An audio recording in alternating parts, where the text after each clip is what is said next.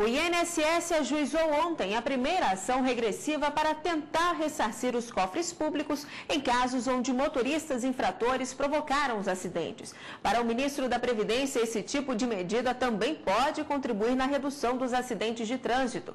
Veja na reportagem de Murilo Carvalho. Sede do INSS em Brasília. Lá fora, um acidente tumultuou o trânsito. Dentro, o presidente do Instituto anuncia que começa a entrar na justiça com ações contra os infratores do trânsito, que geram despesa para a Previdência Social. Minutos antes, no prédio da Justiça Federal em Brasília, bem perto da sede do INSS, o ministro da Previdência, Garibaldi Alves, protocola a primeira das ações. Um infrator que dirigiu na contramão e embriagado em 2008 em Brasília e que causou acidente com morte. O INSS quer agora que ele pague a pensão para a viúva da vítima. A medida é educativa, exemplar, é uma medida que vai realmente, nós acreditamos, causar uma redução de acidentes de trânsito provocados por motorista irresponsável que guia embriagado. Pelos cálculos do INSS, 8 bilhões de reais são gastos por ano com despesas decorrentes de acidentes de trânsito. Agora, o Instituto quer que parte desse dinheiro seja devolvido aos cofres públicos pelos motoristas infratores causadores de acidentes. Nós estamos falando aqui de recursos que saem do Fundo de Previdência, que é resultado das contribuições de todos os trabalhadores brasileiros. E quando nós ingressamos com a ação para fazer a recuperação desses valores dos benefícios pagos, nós estamos fazendo justiça para que quem trabalha tem lá os seus depósitos todos os meses garantidos, não sendo usados para pagar benefícios de pessoas que atuaram com irresponsabilidade no trânsito. É a primeira ação regressiva sobre acidentes de trânsito. Mas desde 2000, o INSS entra na justiça com ações regressivas sobre acidentes de trabalho. Já foram mais de 1.800 ações, com expectativa de ressarcimentos de mais de 360 milhões de reais aos cofres públicos. Sobre as ações de trânsito, o INSS e a Advocacia Geral da União não souberam precisar o quanto desses 8 bilhões de reais gastos por ano esperam arrecadar de volta. Bom, e para falar sobre essa intenção do INSS, nós convidamos o advogado de Direito Público, Adriano Soares Branquinho. Boa tarde, bem-vindo ao Jornal da Justiça. Boa tarde, Ana. Bom, doutor, esses primeiros processos, eles estão sendo movidos com base em quê? Apenas em casos mais graves e com motoristas já condenados? Segundo a notícia da AGU, eles estão acionando os motoristas que, por ato ilícito, causaram danos e perdas ao INSS, que teve que começar a pagar pensão ou ao beneficiário, ou ao próprio segurado do INSS. Agora o INSS ele vai cobrar de qualquer pessoa envolvida no acidente, independentemente de culpa ou não? Não. O normal é que ele busque apenas aqueles, e o correto é que ele busque apenas acionar os cidadãos que, por ato ilícito, e aí, segundo a notícia da AGU, eles só o farão se o ato for praticado por dolo ou dolo eventual, e que causou essa necessidade do INSS ter que arcar com o pagamento da pensão, seja para os beneficiários ou para os assegurados. Agora, esse tipo de cobrança pelo INSS, ela vai seguir, então, esse mesmo modelo que já é adotado pelas cobranças no caso de indenização com empresas que não previnem acidentes de trabalho?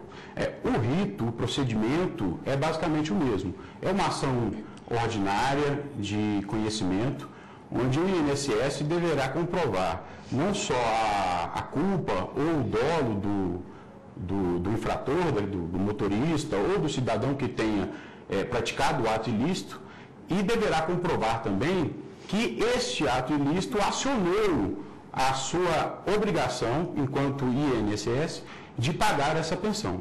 Tá certo. Bom, vamos agora conferir a primeira pergunta que a nossa equipe gravou nas ruas sobre esse assunto. Vamos ouvir. O meu nome é Maria de Nazaré. A minha pergunta é o seguinte: se a pessoa não tiver um patrimônio, como é que o Estado pode cobrar dela? Então, já se sabe como é que vai ser feita essa cobrança na prática, se a pessoa, nesse caso, ela não tem um patrimônio, como é que isso vai ocorrer?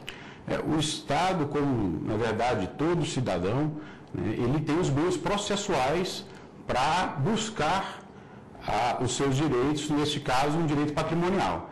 Então, essa busca, ao fim, se a pessoa realmente for condenada a ressarcir o INSS das suas perdas, ele terá o procedimento normal do Código de Processo Civil, que busca ressarcir o patrimônio através de patrimônio.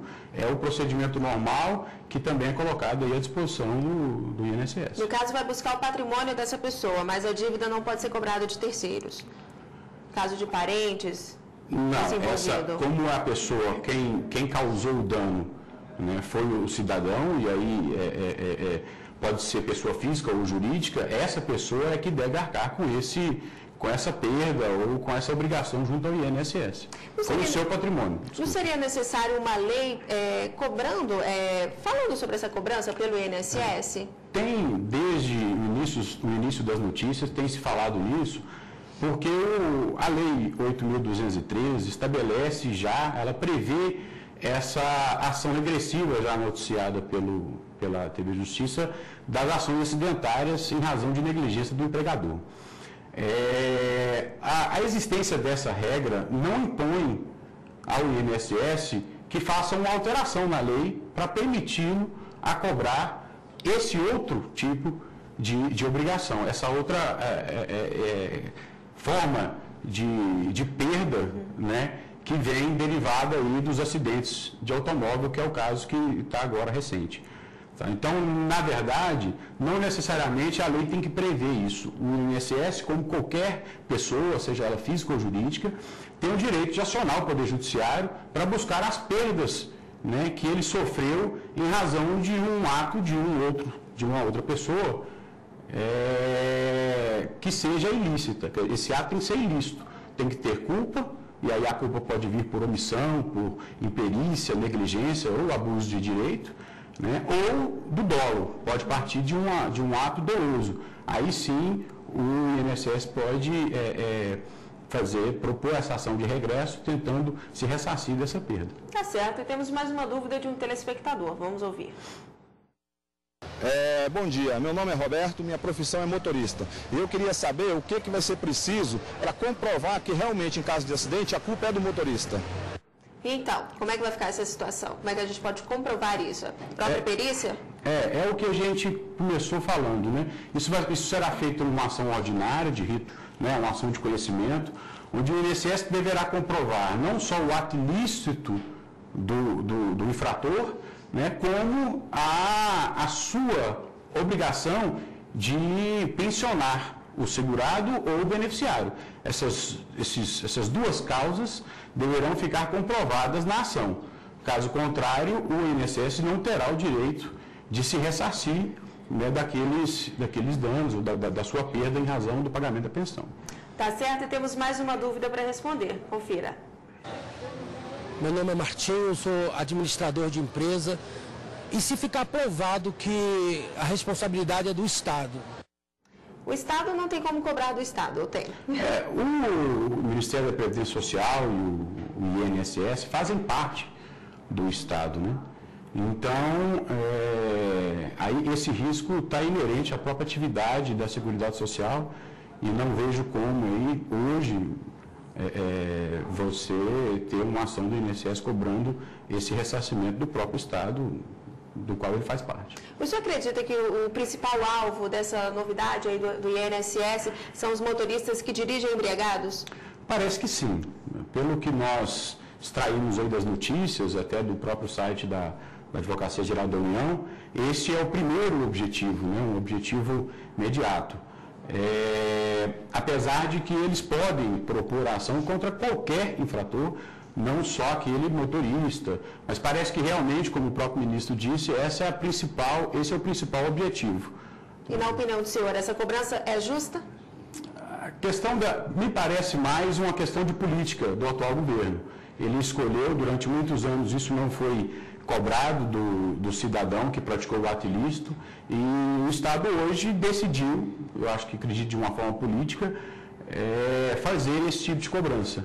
E, inclusive com relação à gravidade. Eles mesmos estão estabelecendo alguns critérios para fazer essa cobrança, apesar de que o INSS pode cobrar a partir do momento que existir culpa ou dolo. Tá certo, muito obrigada pela participação do senhor e tenha um bom fim de semana. Obrigado.